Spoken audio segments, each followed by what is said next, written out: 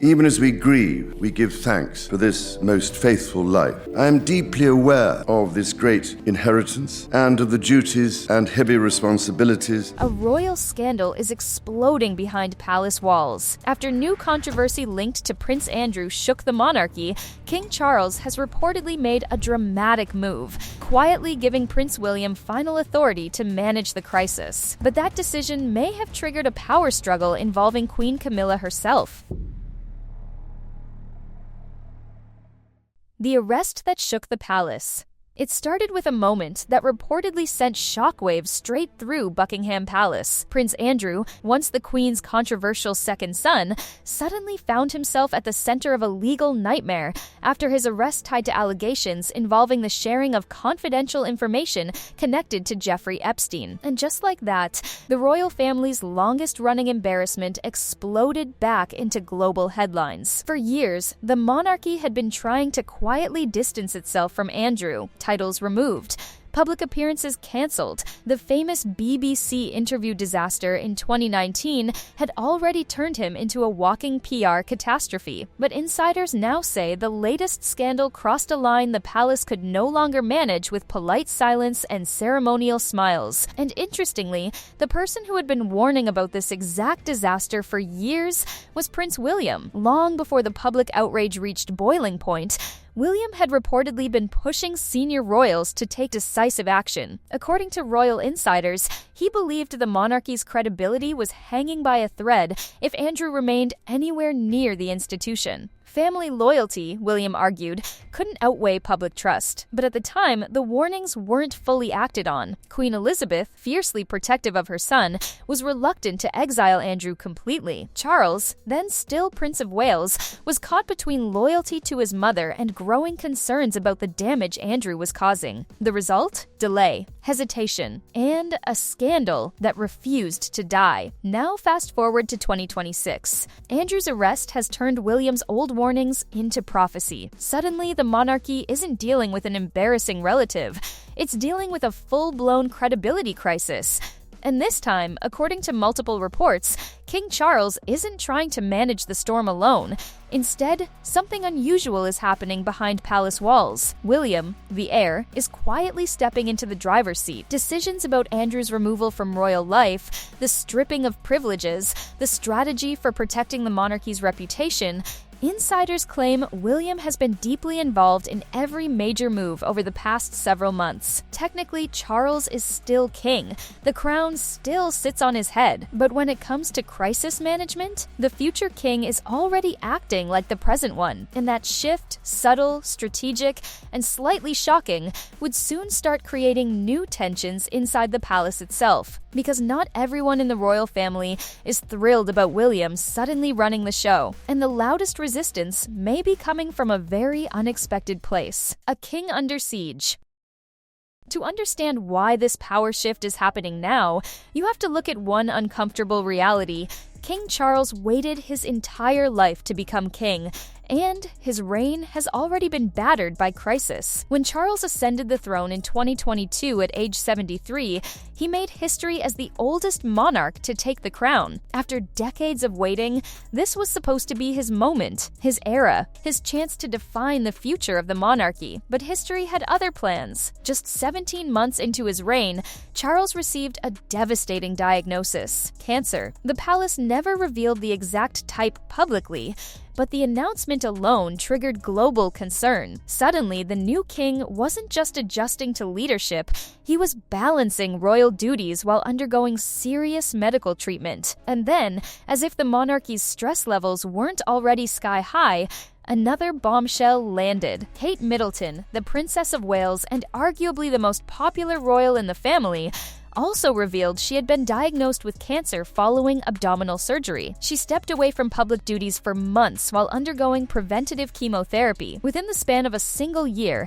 the monarchy's two most visible figures were battling serious health issues. That alone would have been enough to destabilize any institution. But the Andrew scandal exploding again in 2026 made the situation even more fragile. So Charles faced a difficult truth. At 77 years old and undergoing treatment, he simply couldn't carry the full weight of every crisis himself. Enter Prince William. Over the past year, the heir to the throne has quietly been taking on more responsibilities, some of them surprisingly powerful. One of the most telling moments came when Charles granted William and Kate the authority to issue royal warrants, a privilege historically guarded very closely by the monarch. On the surface, it sounds ceremonial, essentially endorsing brands that supply goods to the royal household. But within royal circles, it signaled something deeper: influence. Royal warrants shape public perception, business relationships, and the crown's economic influence. Handing that power to William wasn't just symbolic,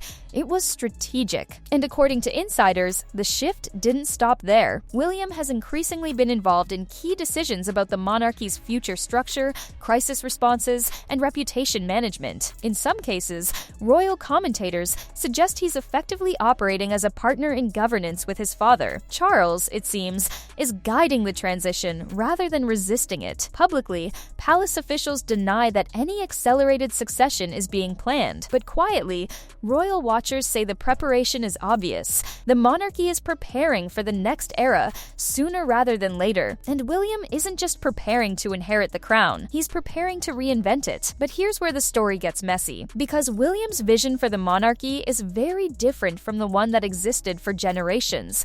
And one powerful royal figure is reportedly standing directly in the way of those plans: Queen Camilla, William's corporate monarchy.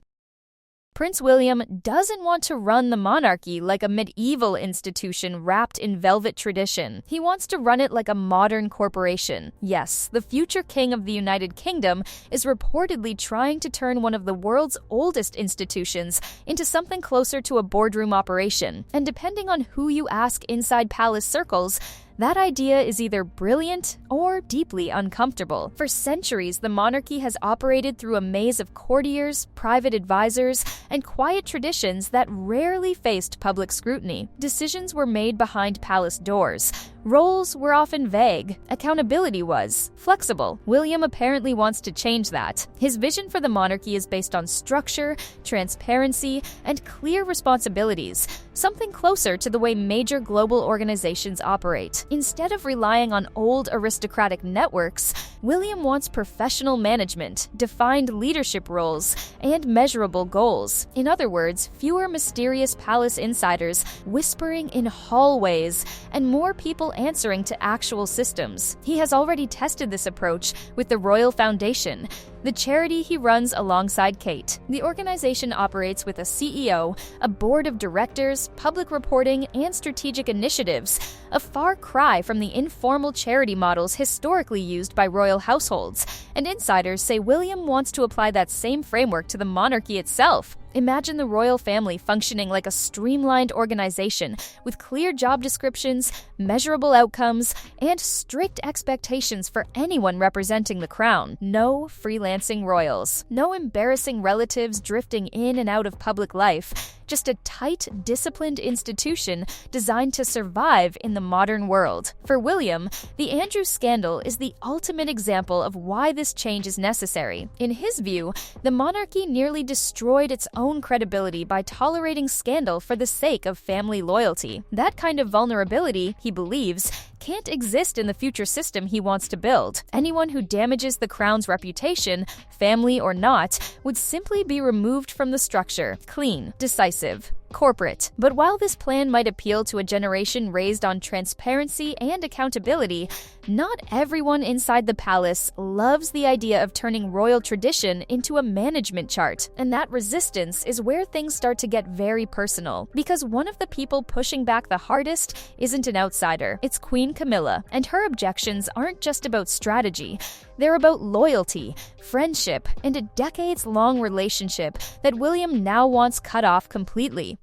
The Camilla Problem. Every royal crisis needs a villain, or at least someone standing stubbornly in the way of the master plan. And inside Buckingham Palace, whispers suggest that role has quietly landed on Queen Camilla. For decades, Camilla has survived the impossible: public hatred during the Diana years, tabloid mockery, a slow, carefully managed climb from controversial mistress to respected queen consort. It was one of the most dramatic image rehabilitations in royal history. But now, suddenly, she's facing a very different problem. The future king doesn't trust her instincts. At the heart of the tension is Camilla's long friendship with Sarah Ferguson, the former wife of Prince Andrew. Their relationship dates all the way back to the 1970s, long before royal scandals and Epstein headlines. To Camilla, it's simple loyalty. Old friends don't get abandoned the moment the press turns ugly. To William, it's a public relations disaster waiting to explode. Sarah Ferguson's name has surfaced in documents connected to the Epstein scandal,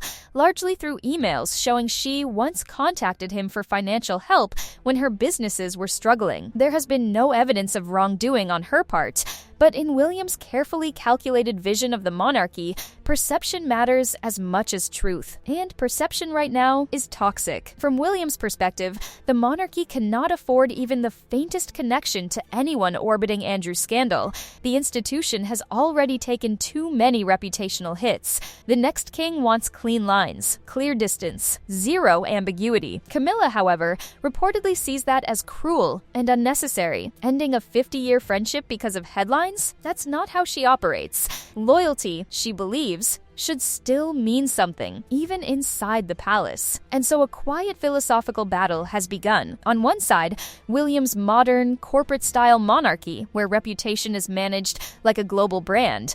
On the other, Camilla's old-school royal mindset, where personal relationships still carry weight. What started as a disagreement about strategy has now turned into something far more uncomfortable. A generational clash about what the monarchy is supposed to be. And right in the middle of that tension stands someone else entirely, Kate. Kate steps into the war room.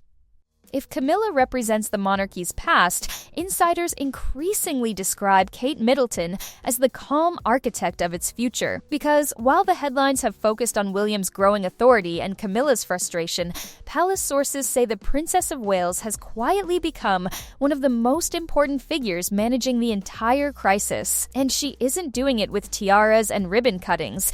She's doing it in meetings. Behind the scenes, Kate has reportedly been working closely with palace staff, communications teams, and legal advisors to manage the public fallout from Andrew's arrest. Statements are carefully crafted. Appearances are strategically planned. Messaging is coordinated with almost corporate precision. In short, the monarchy suddenly has a crisis management team, and Kate is sitting at the center of it. To many observers, this shift feels natural. Kate is widely admired by the British public, often ranking as one of the most trusted members of the royal family. Her calm demeanor, discipline, and carefully controlled public image make her a stabilizing force during chaotic moments. But inside palace walls, not everyone appreciates the optics. Camilla reportedly sees Kate's growing involvement as a subtle power grab, or at the very least, an implication that the current king and queen cannot manage the situation themselves. According to insiders, Camilla has been visibly irritated when Kate takes the lead during crisis discussions. To her, it feels like the younger generation is stepping into roles that technically still belong to the reigning monarch and his queen.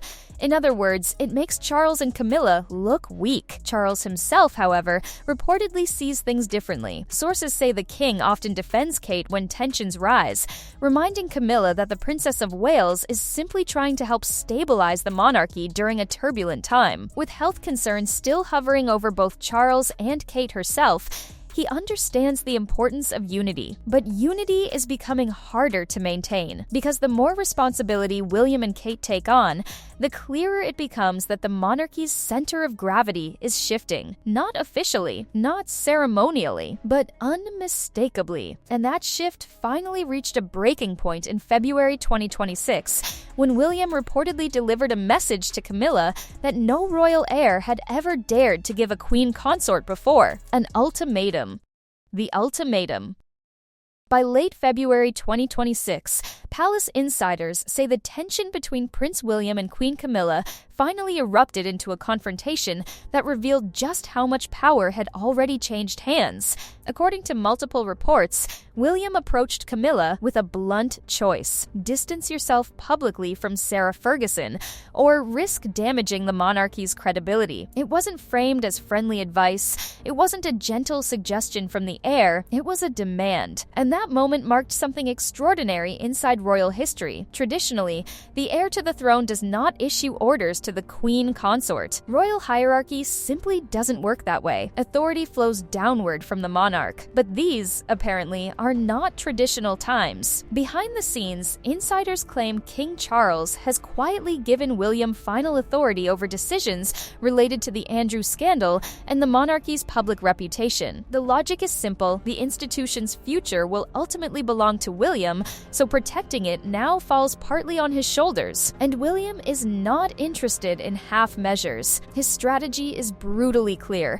The monarchy must sever every possible connection to scandal, no matter how uncomfortable that becomes for family members. No exceptions. No sentimental loopholes. If someone's presence damages public trust, they're out. For Camilla, this puts her in an awkward and increasingly lonely position. She remains Queen Consort, technically one of the most powerful figures in the royal family, yet the strategic decisions shaping the monarchy's future are increasingly being made by the next generation. William holds the authority. Kate helps execute the strategy, and Charles, facing health challenges and a storm of scandals, appears willing to let them take the lead. The result is a monarchy in transition, not through a formal coronation, but through quiet shifts of influence happening right now. The crown still rests on Charles's head, but the future of the institution is already being written by William and Kate. And if the Andrew scandal continues to unfold, that transfer of power may accelerate even faster than anyone expected. The royal family is famous for its traditions, but right now, tradition is colliding with survival. William wants a modern monarchy with zero tolerance for scandal. Camilla believes loyalty still matters, and Charles is caught between them as the institution prepares for its next era. So the real question is this smart leadership or the beginning of a royal civil war? Let the debate begin.